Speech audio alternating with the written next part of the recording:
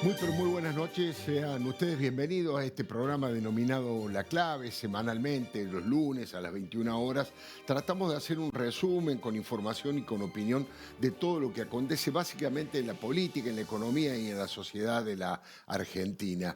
Hoy tenemos un programa con invitados que tienen toda la rigurosidad y toda la posibilidad de darnos información y opinión certera sobre los temas de mayor actualidad.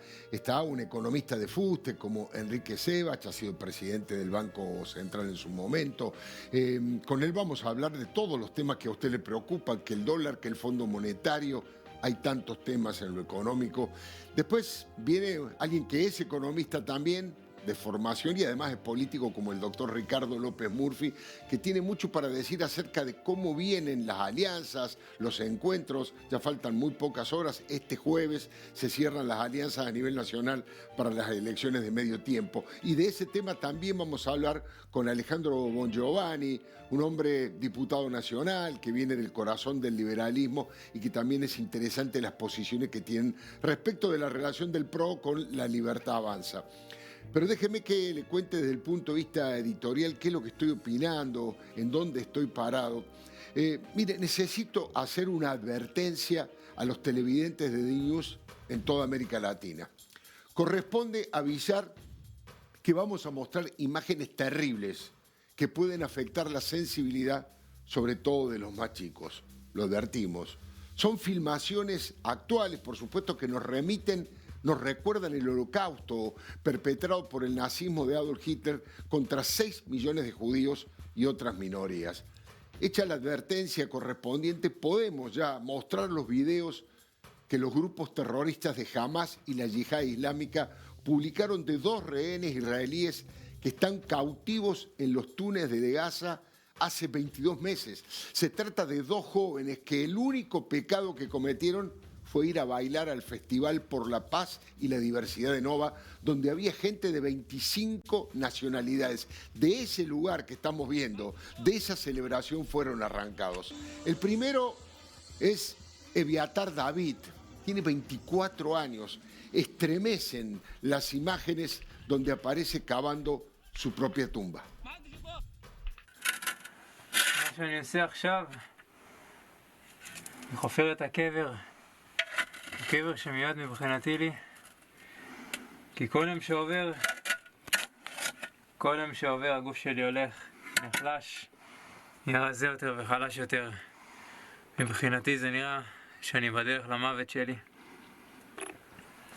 אני חופר לעצמי את הקבר שבו אני אולי אשכב, ובאמת Tremendo, ¿no? El segundo video es de Ron Braslavsky, que tiene apenas 22 años. Está rapado, con la mirada horrorizada, desfalleciente, desnutrido, coaccionado por sus captores para decir lo que ellos le ordenan que diga. קוראים לי רון ברסלבסקי, אני בן 22 מירושלים, ואני אסיר של שרה אל-קודס ג'יהאד אסלאמי. אני כבר 2 נמצא פה בעזה.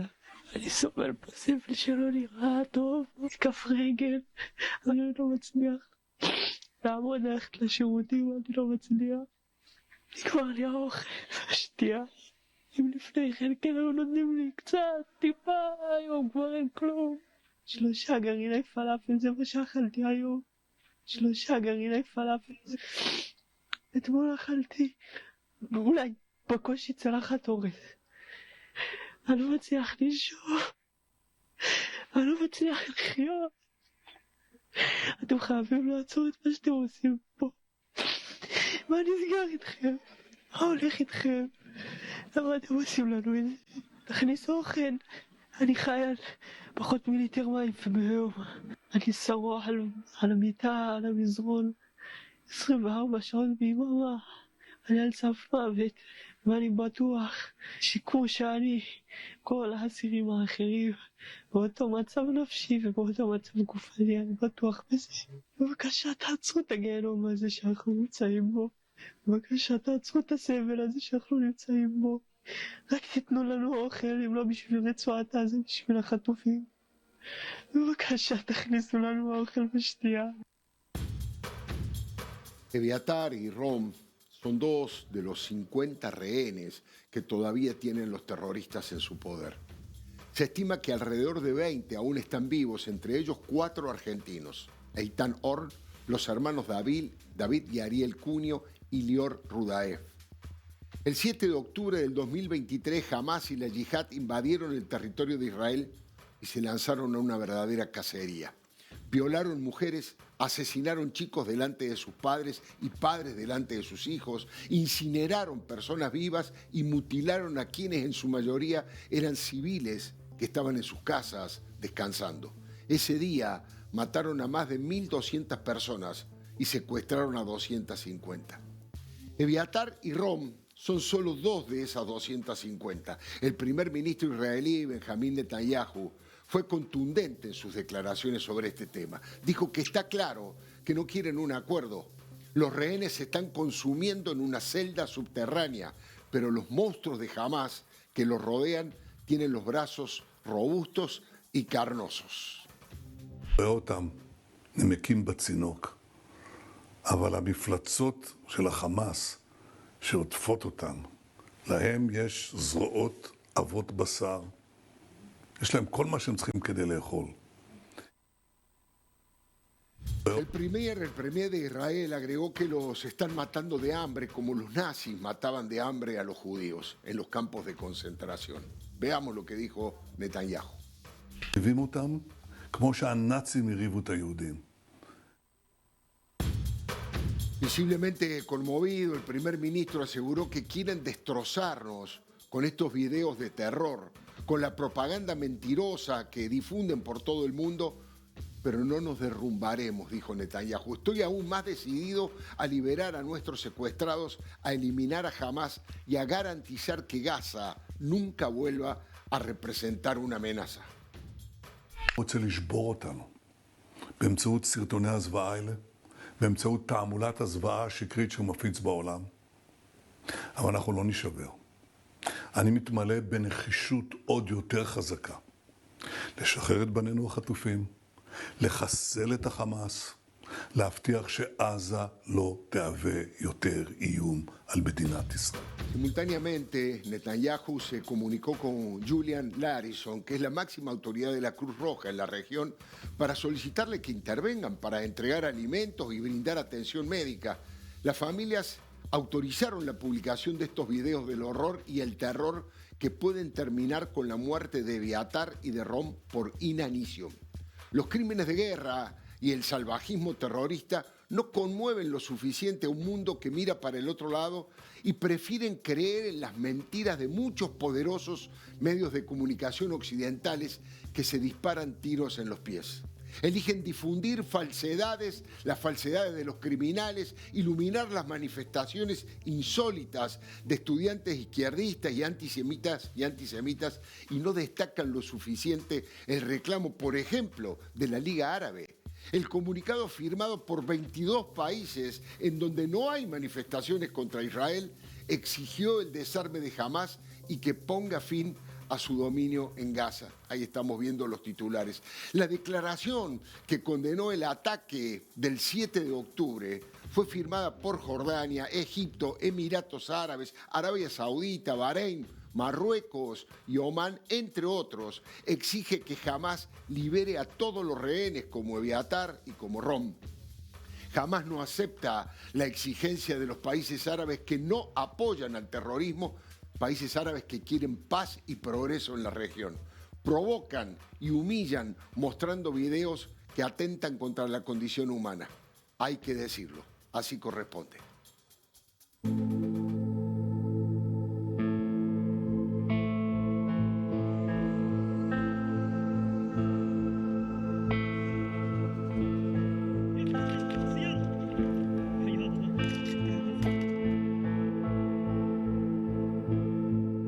מריבים אותם כמו שהנאצים הריבו את היהודים. חופר את הקבר, קבר שמיד מבחינתי לי. כל יום שעובר הגוף שלי הולך, נחלש.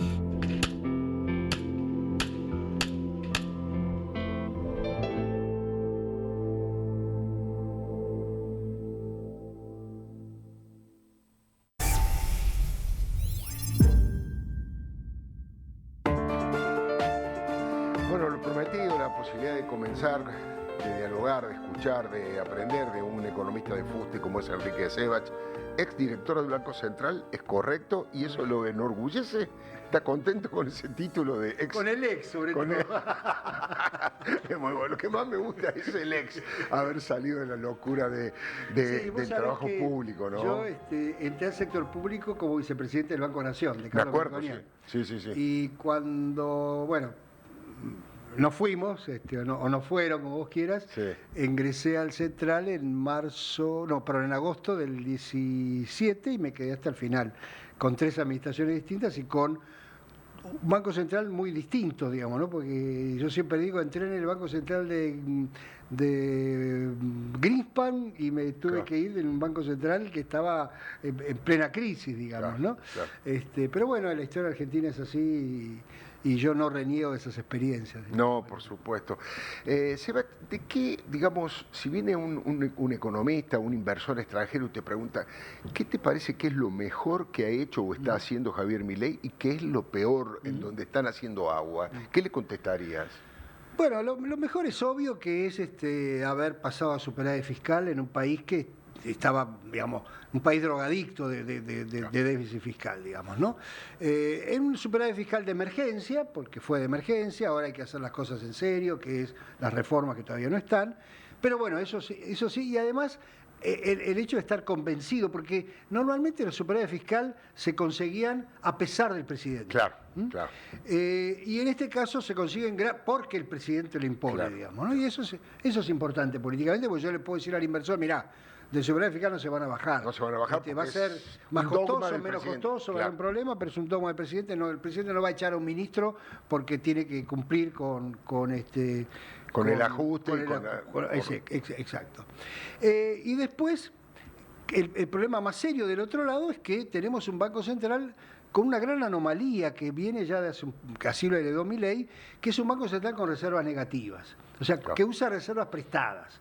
Y bueno, para un inversor eso es un problema, porque, viste, las reservas prestadas un día te las dejan de prestar. Claro. Entonces vos necesitas acumular reservas, mira, yo siempre digo, voy a hacerlo muy fácil, los países exitosos de la región Sí, tienen 3 cosas. Uno, tienen el superávit fiscal, que eso tenemos hasta o ahora.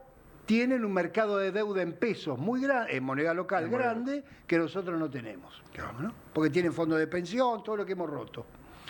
Segundo, tienen un Banco Central independiente. Es un Banco Central autónomo que dice, mira, yo tengo que combatir con la tasa de inflación y la gente le cree.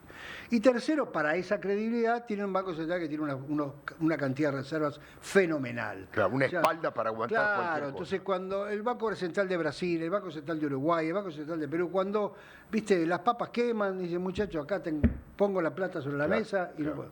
Nosotros tenemos el superávit fiscal, no tenemos ese mercado de capitales internos porque desde que se rompieron las FJP o se destruyeron, Chao. no tenemos ahorro institucional y además con toda la inflación la gente ahorra en dólares como corresponde. El Banco Central es pseudo independiente porque hoy es una unidad con el Tesoro que para una emergencia tenía sentido. No está mal, que para un momento para un especial, momento. claro. Ahora habría que pensarlo Claro. institucionalmente y no tenemos reservas, digamos, ¿no? Que es lo que vos decís, bueno, muchachos, jueguen que yo tengo esto en la mesa. Y ahí está el problema. Ahora, otra vez, nosotros estamos viendo al final de la película en los países exitosos. Claro. Esto es un proceso. Vos no podés arreglar en un año, en 2, ni en 3, el desastre de 20 y pico de años de desastre con ese interregno de Macri que, digamos, alentó, o hizo más lento, mejor dicho. Claro, ralentó, esa es la palabra, el camino al desastre. Y bueno, eso lleva tiempo. Lo que pasa es que, bueno, entre ¿cómo decirlo? La impaciencia lógica de la sociedad argentina, que ya pasó bastantes, y eso que le han aceptado cualquier cosa, le ha aceptado mucho al presidente, Sí. y la propia euforia que el presidente le quiere poner a esto, pasó de aquel momento que decía, bueno, recién vamos 15 minutos el primer tiempo, Claro. tenemos en 30 años vamos a hacer Alemania o España, lo que fuere, a una cosa que es la urgencia del día. y queremos terminar con esto mañana. Y bueno, eso tenés objetivos contrapuestos. Si querés acumular reservas, tenés que bancarte una inflación un poquito más alta, con un tipo de cambio más alto. Si vos, en cambio, vas por la inflación y que controlar el tipo de cambio, no acumulas reservas. Claro. En fin, tenés, como pasa siempre en la economía, tenés que andar decidiendo entre opciones. Y bueno, hoy están opciones dominadas por la elección. Supongo que después de la elección se hará más claro esto. Se hará más claro, también depende del resultado electoral, por supuesto.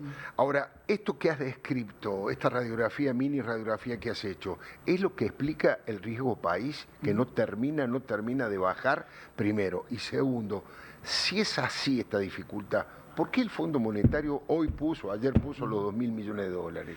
Bueno, empiezo por lo segundo, que es más fácil. Sí. El fondo, nosotros somos el principal deudor del fondo, Claro. y el fondo solo cobra si nos pone la plata, digamos. Claro, claro. Entonces, Si no, no cobra. Si no, no cobra.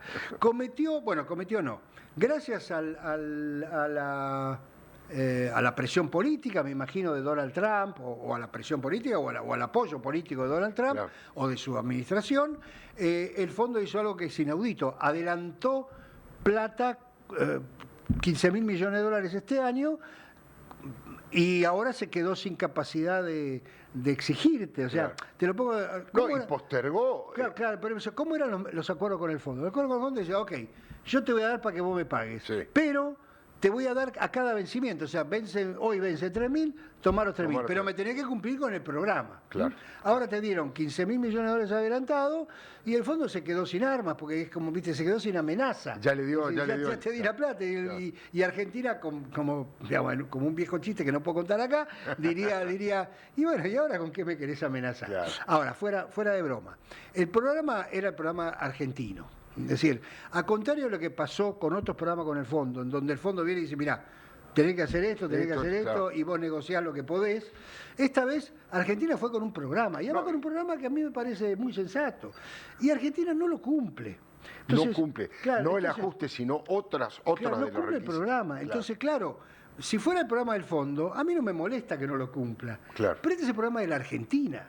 Entonces, que no lo cumpla es un problema, porque los inversores lo ven como dicen, no, pará, el programa era un programa muy sensato, porque vos acumulabas reservas, tenías superávit fiscal, tenías una política monetaria activa, no quiero entrar en detalles técnicos. Sí. Pero resulta que al segundo día de que empezó el programa, ya las reservas no se acumulaban, ya no mantenías el superávit fiscal, pero el resto no. En fin, empieza a ver esas cosas donde dice, bueno, pará, entonces ahora veamos, cuando efectivamente aparezca el programa, estamos. Y otra vez, el problema que tenés ahora es que el fondo antes, si bien ha perdido mucha reputación, porque sobre todo con la Argentina, Por supuesto. era una especie de garante del programa, ¿no? Claro, claro. Hoy, con estos mecanismos que yo te acabo de contar, el fondo no lo ves. Entonces Claro. vos decís, y la verdad que a mí me hubiera gustado que el fondo fuera garante de un programa en que confío, o sea, un programa que me gusta. Claro, claro. Pero bueno, es así. El fondo hoy ya es una institución que ha perdido la capacidad para presionar a la Argentina. Para presionar a Te que cumpla su muchachos, propio programa. Claro, cumplir el programa, hacer lo que puedas y ven. Ahora, entonces, esto es lo que explica, vos decís, No, el riesgo volviendo país. al riesgo, mira, el riesgo Sí. país tiene varias cosas. Primero, tiene la reputación de Argentina, porque, Claro. digamos, más allá está Milei, está todo muy lindo, está fenómeno, quiero ver, digamos. Quiero ¿no? ver. Segundo, hay un escenario internacional muy extraño, muy muy raro. extraño, en donde, bueno, viste, las cosas no son tan sencillas. Y tercero, efectivamente, hay un banco central o un gobierno que no tiene reservas y que no sabes cómo te va a pagar los bonos, digamos, ¿no? Que hasta ahora ha cumplido y seguirá cumpliendo, pero no sabes cómo va a ser.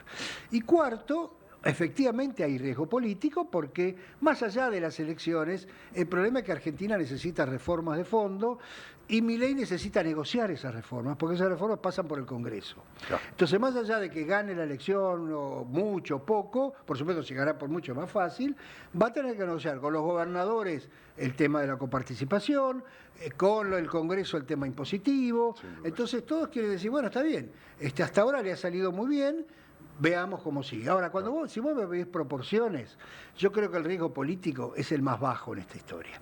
Lo más fuerte es que no tenés reservas y que tenés que mostrar que podés hacer las reformas que hacen falta, digamos. Claro, y eso no se va a saber, entra una inestabilidad porque no se va a saber hasta después de las elecciones de medio tiempo, cuando veamos realmente con qué potencia de diputados y senadores tiene el gobierno nacional. Sí, y además fíjate el tiempo que se ha perdido, porque el pacto de mayo, que se votó en julio, tenía varios de estos elementos que había que negociar, pero y en vez de sentarse a la mesa en julio, en agosto, en septiembre, noviembre, o sea, aún antes de las elecciones, recién ahora llamaron a una reunión y qué sé yo, y eso faltó. Por supuesto, el presidente puede decir, bueno, era imposible porque con esta gente no se puede negociar, bueno, todas las cosas que dice, pero bueno, es lo que hay, y va a haber que negociar así. Yo siempre cito a Milton Friedman en este tema. Una vez a Friedman, en la década del 60, le plantearon esto mismo, y dice, mira, hasta que no tengamos buena gente en el Congreso, va a ser imposible cambiar las cosas. Y Friedman dijo, no, mire, yo soy economista, lo dice Friedman también, que nosotros nos hemos educado en que la gente responde incentivos. Claro. Entonces le dice, mire, lograr que haya buena gente en el Congreso iban a llevar muchos años, porque hay buena gente, pero la mayoría es lo que hay. Claro. Entonces lo que tenemos que lograr es que la mala gente vote las cosas buenas. Claro. Y para que la mala gente vote las cosas buenas, usted tiene que sentarse a negociar y crear los incentivos adecuados. Claro. Y yo me quedé siempre con esa frase, de the wrong people to vote the right things. Es extraordinario, es una gran definición me social. Parece, claro, social, y me parece que eso le ha faltado al gobierno. La última pregunta, Enrique, y te agradezco muchísimo que hayas venido. No, al contrario. ¿Qué opinás? ¿Te sentís conforme con el posicionamiento internacional de Argentina? Te estoy hablando ya de relaciones exteriores, pero también, obviamente, recién planteaste el apoyo de Trump en el tema del fondo. Claro, a ver, si vos lo mirás desde el punto de vista cortoplacista o financiero, si vos querés, perfecto, porque el apoyo ha permitido esto que acabo de contar, que Trump convenciera a los del fondo o apoyara o lo que vos quieras para que Argentina fuera así. Ahora, si vos lo mirás desde el punto de vista de la inserción internacional de Argentina respecto de su comercio exterior, de sus inversiones, y Argentina necesita abrir sus exportaciones, ampliar mercados, negociar cosa que finalmente aprendió Milei, que al principio dijo no voy a negociar con comunistas y negocia con China. Entonces, me parece que Argentina tiene que ir a una inserción internacional mucho más amplia, más profunda, más inteligente, más cercana a abrir exportaciones. Y Estados Unidos no es nuestro país para exportar, porque hace las cosas, en agricultura, entonces en la mayoría de las cosas hace lo mismo que nosotros, y las cosas que no hace como nosotros no las podemos hacer, no podemos mandar un cohete a la luna. Entonces, ahí falla. Ahora, es cierto que en este clima que armó Trump, hacer esas negociaciones son muy difíciles. Perdimos una gran oportunidad de firmar rápido el acuerdo con la Unión Europea. Claro. Tendríamos que avanzar más rápido con Asia, con India, con Vietnam, ¿no? Y lograr ahí tener un mercado donde Argentina puede tener alguna ventaja. Enrique, muchísimas gracias. No, gracias a vos. Muy buenas noches. Ya están ahí en las gateras. Enseguidita vamos a conversar con Ricardo López Murphy, con el diputado Alejandro Bongiovanni. En un contexto donde la seguridad es cada vez más importante, contar con tecnología confiable hace la diferencia. Strix te permite monitorear tu auto, tu moto, tu casa o tu negocio desde el celular, estés donde estés. Rastreo y asistencia en el recupero vehicular, alarma para tu hogar o negocio, notificaciones al instante desde la app y también una central de operaciones disponible 24/7. Cambia estrés por Strix.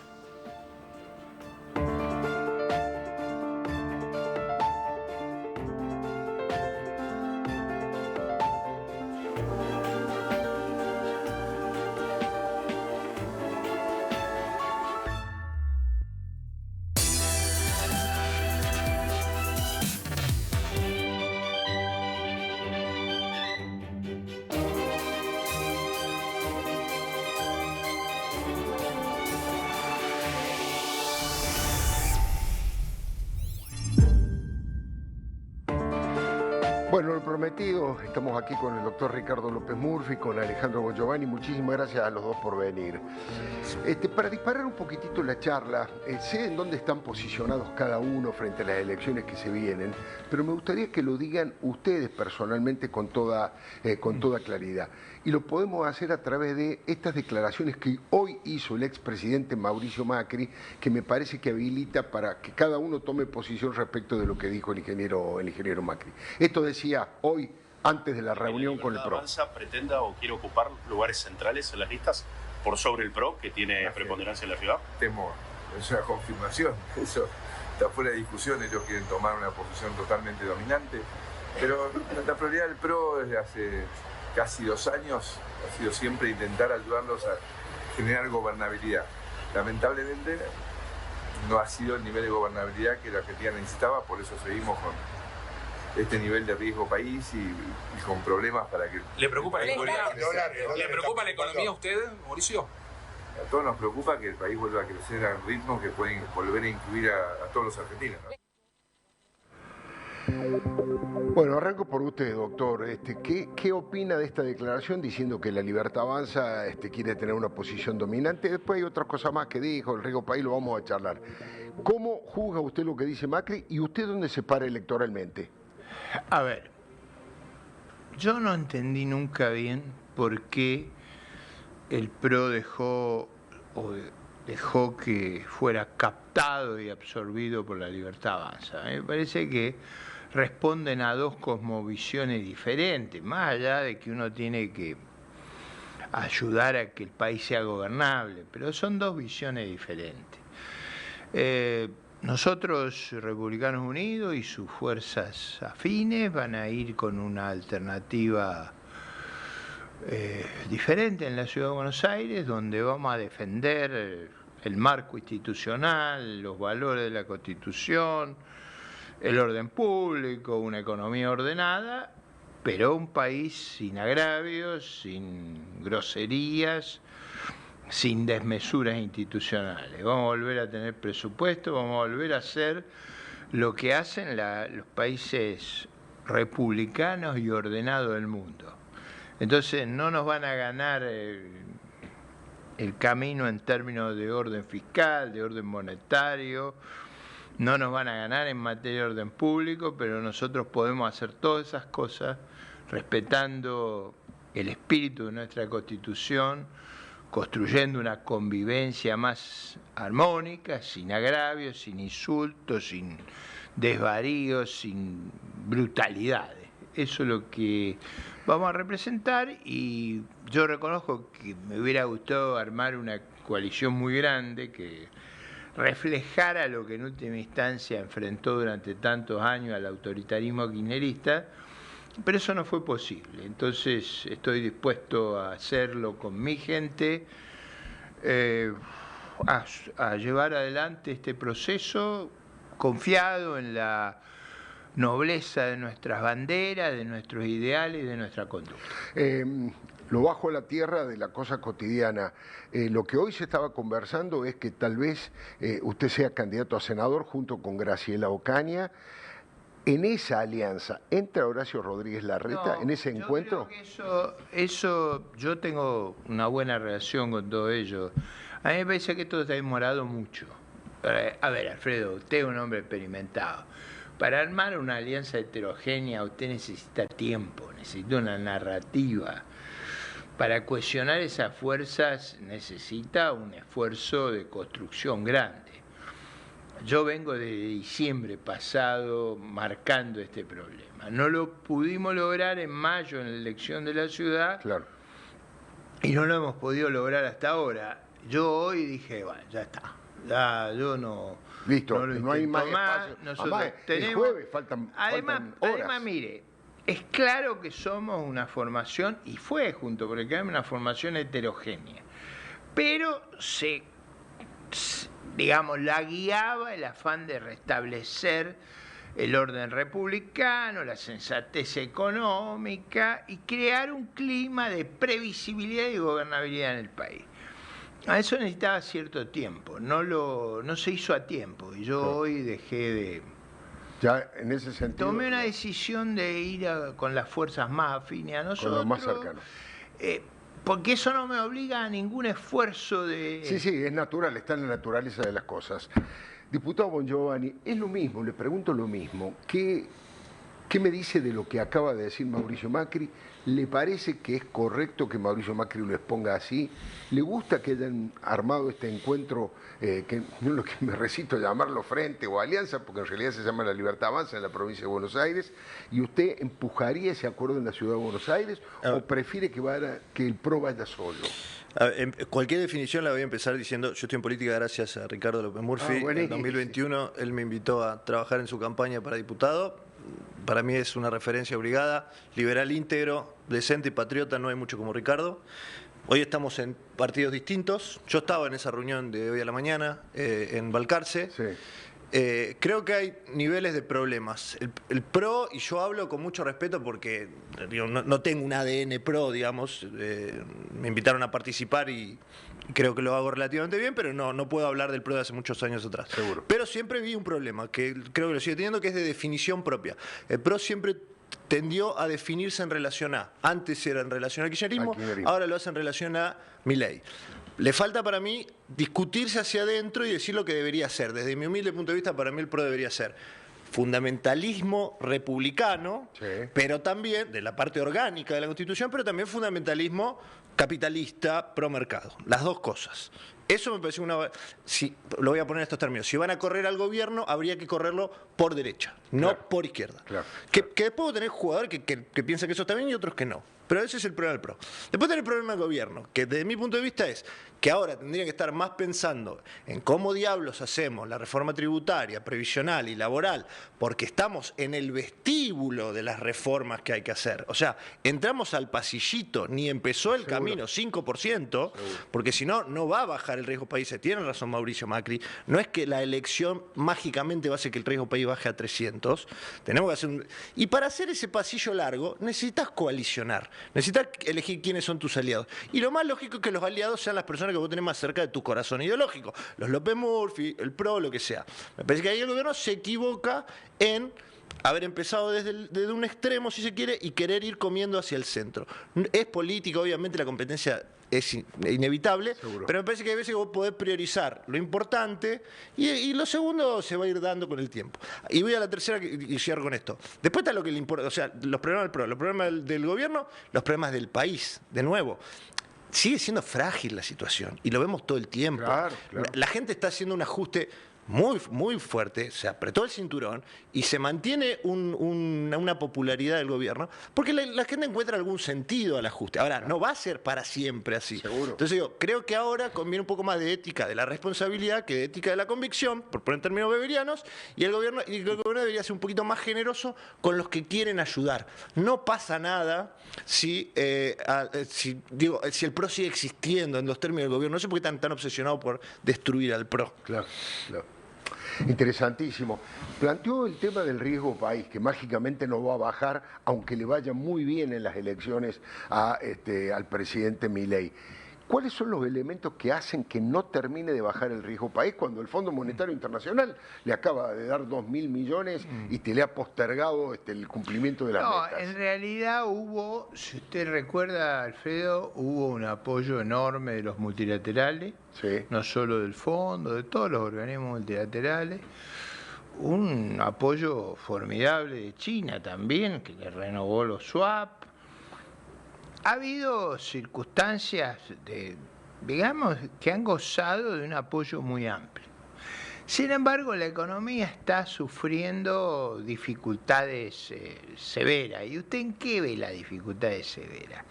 La ve en una tasa extravagante, casi propia de otra galaxia. Lo ve en términos de la hinchada de Boca, no puede ser la mayoría en Miami. Cuando usted empieza a ver esas cosas, algo está mal acá. Y lo ve en términos también de que nuestras dificultades hacia adelante no tienen viso de tener una respuesta clara. Yo diría, si al país le va a ir bien, tienen que crecer las exportaciones. Digo, como yo soy de la ciudad de Buenos Aires, el núcleo de las exportaciones de la ciudad de Buenos Aires es el turismo receptivo, la gastronomía, los hoteles. Toda esa base social es una base que yo represento, de pymes, de gente que vive de su trabajo. Esa gente está pasando muy mal. O sea, acá se hace turismo en el exterior como si fuéramos un país rico. Eso a mí no me parece. Hay algo Segundo, que no funciona, claro. Segundo, usted no ve una reacción en la inversión. O sea, nosotros tenemos muy baja inversión. Muy baja. Para no decirle, casi no estamos recibiendo inversión extranjera. Tercero, el empleo formal no crece, las pymes están sufriendo enormemente. Entonces, lo que yo diría, tendrían que ser los ejes de la recomposición, están muy complicados. Para no decir, digo, para ponerlo en blanco sobre negro, la ciudad de Buenos Aires ha sido saqueada por Alberto Fernández, pero la deuda esa inmensa no se ha corregido durante esta gestión. Entonces, yo como ciudadano de Buenos Aires, como vinculado a esa ética del trabajo, del esfuerzo propio, toda esa gente la está pasando muy mal. Y yo no veo que el problema del riesgo lo estemos afrontando, porque no alcanza con... por supuesto era necesario sanear las cuentas fiscales. Sí, Usted claro. necesita un horizonte. Claro. ¿Qué es lo que hizo? ¿Por qué Uruguay paga 1/10 del riesgo país que tenemos nosotros? Pese a tener un gobierno con déficit y de un signo ideológico que no es el... De izquierda. claro. Pero moderada. ¿qué es lo que pasa? En Uruguay nadie cree que van a hacer una locura. Claro, claro. Y usted tiene que lograr que haya, digamos, una mayoría ostensible, no sus partidarios, Claro. sino una mayoría. Eso usted no lo construye No. con el agravio, Al revés. con lo el destruye, antagonismo, claro. con ese clima que es negativo. Yo creo en el preámbulo de la Constitución. Claro. Asegurar la paz interior, contribuir a la Unión Nacional, es otro discurso el que se necesita para alargar los horizontes. Bueno, Giovanni, dos preguntas. No sé si no lo quisiste contestar o yo no pregunté como corresponde. En la ciudad y en la provincia, ¿estás de acuerdo en que vayan ante la realidad que hay? Sí, más sí, allá sí. de que te guste o no te guste. No, lo preguntaste Digamos, bien y lo omití ahora que decís. Sí. ¿Que te contestó esa o me querés hacer la segunda? No. Empezamos por Conté, eso. después te No, pregunto la a segunda. ver, creo que hay buenas razones para acordar. Claro. Una, que por ahí la vamos a decir en voz baja, pero es probable que al PRO no le vaya tan bien como le gustaría. Sí. Y bueno, te subís a un carro más ganador. Y es mejor tener una cuota parte más pequeña en una victoria que quizá ser accionista mayoritario en una derrota. Seguro. Entonces, sirve para disimular porque el PRO está también en su propia transición En una crisis, hacia claro, otra cosa. claro. Espero que hacia otra cosa mejoradora. Entonces, en ese sentido creo que es bueno.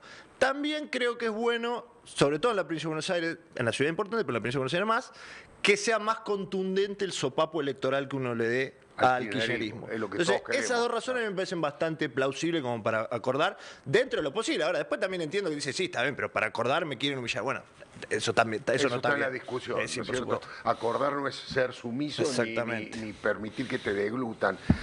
La otra pregunta tenía que ver con el alineamiento internacional. ¿Es uno de los aspectos que destacás del gobierno de Javier Milei? Digamos, este alineamiento casi acrítico con Estados Unidos, con Israel, ¿te parece positivo?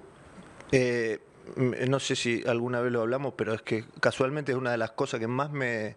En casi todas las cosas encuentro luces y sombras. Claro. En el alineamiento internacional, te digo la verdad, me siento muy representado. Me siento muy representado con la relación y con Estados Unidos. Y te digo, a mí no me gusta Trump, te digo, o sea, me gustan los republicanos más que los demócratas. Claro, Trump no es un líder que me encante, claro. pero me entiendo que es con Estados Unidos, entiendo que es con Israel, entiendo que es un mundo civilizado. Y también es cierto, y esto no le quiero restar mérito al gobierno, de donde veníamos no era tan difícil mejorarnos, ¿no? Porque Claro, éramos socios Venezuela, de los Cuba, malos, exacto. de los peores. Pero ahí me saco el sombrero que me parece de lo mejor que tiene este gobierno, sí. Está realmente muy bien. Hay una declaración... Déjeme hacer un punto ¿Cómo ahí. no, doctor? A mí no me gusta la entente internacional. A mí Orbán, el de Hungría, Víctor Orbán. el Abascal, el de Vox, Le Pen, yo con eso no tengo nada que ver. O sea, eso está en la antípoda de lo que yo creo es una sociedad libre, abierta. Yo creo en una sociedad libre, abierta, en la construcción que dio lugar a las libertades en Europa, en los países como Japón, como Australia, como Nueva Zelanda, a lo que defendimos en nuestros países. Esa sociedad abierta no es con ese antagonismo, con ese odio, con el estilo de Orbán y de Abascal y de Marine Le Pen. Yo ahí no tengo nada que ver. Bueno, pero eso ya sería más en lo partidario, digo, como país, no lo subestime.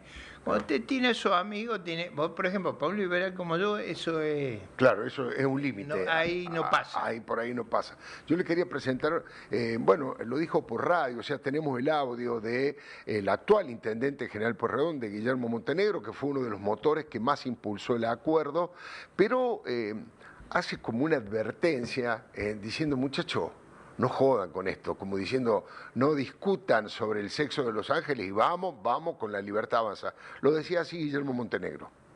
Digo, ojo con los egos personales, ¿viste? Ya nos llevaron a Cristina, a Massa, a Alberto, todos lo padecimos, y acá particularmente yo lo padecí, no solamente como intendente, sino como marplatense. Mi posición es frontal y pública, ¿viste? Lo que digo en público lo digo en privado. Claro. No solamente por lo que diga yo, sino que lo que te plantea la gente, digo, muchachos, no jodan. No cometan los mismos errores que ya cometieron en el pasado. Bueno, son como dos verdades, ¿no? Porque también es cierto, le pregunto, Ricardo, que un criterio de alianzas es juntémonos contra el demonio, digamos, todos juntos contra el principal enemigo de la Argentina, y aquí creo que coincidimos políticamente. El principal enemigo es claramente el kirchnerismo, es Axel Kicillof, es Sergio Massa, es Cristina Fernández de Kirchner. Bueno, es un poco lo que está diciendo Montenegro, no jodamos. Con ese criterio, Alfredo, ¿por qué fue candidata Carolina Píparo en el 23 que nos impidió ganar la provincia de Buenos Aires? Claro. No se olvide, usted no puede ignorar la historia. Acá pasaron cosas. Esas cosas crearon fragilidad y vulnerabilidades. Entonces, yo digo, esta es una elección parlamentaria, o sea, es una elección donde lo que importa es cómo se va a componer la Cámara. Sí, señor. Las cámaras. Las cámaras. Lo decisivo cuando hay elecciones ejecutivas es no dividir. Y en el 23 dividimos. Entonces ahí es donde está la cuestión. O sea, esta elección me parece que cada cual tiene que exhibir sus banderas. Es una elección parlamentaria. No hay decisiones sobre el Poder Ejecutivo. Distinto sería si fuera una elección ejecutiva. Ahí claro, es a blanco-negro. Ahí es otra cosa. ¿Opinás lo mismo, Alejandro? Le reconozco a Ricardo que el método un poco extorsivo, siempre bancá porque tenemos el enemigo del frente, hay que juntarse. Y al mismo tiempo, pues, como digo una cosa, digo la otra, como la canción. También hay distritos, yo lo entiendo también a Montenegro, digo, hay distritos donde el kirchnerismo realmente te está soplando la nuca, ¿no? Claro. Y regalarle una victoria, sí puede hacer que desembarque el kirchnerismo en un distrito. Entonces, y que renazcan, digamos, que lo usen como fortaleza a la provincia. Hay distritos donde es mucho más lógico esto de, muchachos, aunque nos una el espanto, que nos una algo porque enfrente viene el kirchnerismo, y hay otro donde es cierto que, bueno, tampoco lo podemos usar para extorsionar a la gente, es una legislativa, tengan más libertad. Es distrito por distrito. Por ejemplo, en la provincia de Buenos Aires me parece hay muy buenos argumentos para juntarse. Más que casi en ninguno, 40% del electorado. El gobierno de Kicillof, digo, hay buenos argumentos. Yo con la rosca de pareja no iría a ningún lado, para ponerlo claro. Nosotros vamos es válido ese argumento. Va María Eugenia Talerico, va a enfrentar con toda claridad, le va a ofrecer a la sociedad, como espero hacerlo en la ciudad de Buenos Aires, estuvo acá una alternativa muy transparente, muy clara, muy precisa, de asegurar el orden público, asegurar la racionalidad del orden fiscal y monetario, pero asegurar también que no hay más desvaríos, que no hay más exceso, que no hay un... Fíjese, la clave del sistema republicano es que el Congreso apruebe el presupuesto. No hay tributación sin representación. Acá hace años que no tenemos presupuesto. Por eso mi resistencia es muy conceptual, no es... no está cargada. No es que Orbán y Abascal. Yo cada vez lo veo más lúcido a Feijóo, fíjese cómo será mi problema en España. Ese es un gran punto igual, yo ahí quiero subrayarlo. Que no tengamos presupuesto, ya pasa de claro oscuro, digo, ya llevamos 2 años. Seguro, es sería incluso en mejor interés del gobierno, porque tendríamos más forma para discutir, che, esto que estás proponiendo es inviable, mirá, acá está el presupuesto, ¿de dónde vamos a sacar el dinero? Si no, es muy difícil, ¿no? Es muy difícil. Sin duda, sin duda. Además, en ese caso, tendríamos el contexto adecuado para esa discusión. Yo no estoy dispuesto a avalar propuestas que no sean financiables. Yo creo que hay que hacer cosas que tengan sustancia y financiamiento. Ahora, si usted no tiene presupuesto, el Poder Legislativo empieza a volverse patológico, empieza a querer manejar cada institución, a dotar, digamos, pierde la noción del conjunto. Ahora, para retomar la racionalidad usted necesita el presupuesto. Ahora, acaba de hacer un punto interesante que me obliga a repreguntarle. Usted dice, yo no estoy dispuesto a aprobar cuestiones que no sean financiables en forma racional. Lo que significa en la práctica cotidiana que va a apoyar el veto del presidente Milei. No, yo ahí, usted recuerde lo que hice cuando se votaron estas leyes. Hice un discurso muy enérgico. Nosotros habíamos llevado con Alejandra Torre otra propuesta. Alejandra Torre es la esposa de Osvaldo Giordano, aquel que a Giordano lo sacaron porque Alejandra votó conmigo en aquella oportunidad. Digo, venimos con una historia. Además de un gran funcionario. Escúcheme una cosa, lo voy a poner en todos los términos. ¿Usted se imagina echar a un funcionario porque su mujer vota? Por portación de esposa. Bueno, echaron a Sonia Cavallo por portación de padre. Entonces, mis quejas no son marginales. Yo propuse otra cosa de lo que se va a votar, propuse una cosa muy precisa sobre qué es lo que había que hacer con el sistema jubilatorio. En el sistema jubilatorio usted necesita una reforma previsional en serio.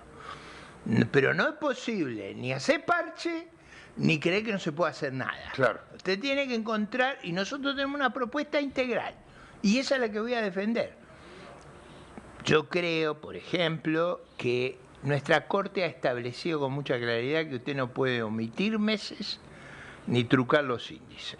Claro. En enero del 24 se trucaron los índices. Digo, seamos francos. Sí. Interesante, ¿eh? ¿Lo tuyo, tu posición como diputado nacional?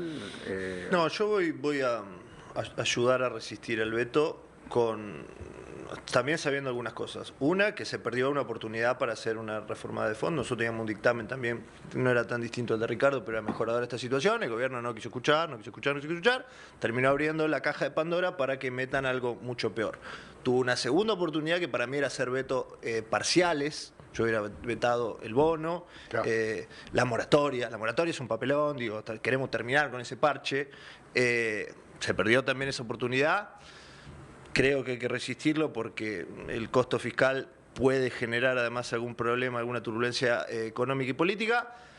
También, y esto lo dije en alguna otra nota, me gustaría que empecemos a dejar de gastar tanto dinero en la cuestión financiera para tratar de mantener un dólar un poco más bajo de cara a la elección, porque eso me ayuda también como argumento para defender la cuestión fiscal. Digo, si no, ¿por qué para esto hay, para esto no hay?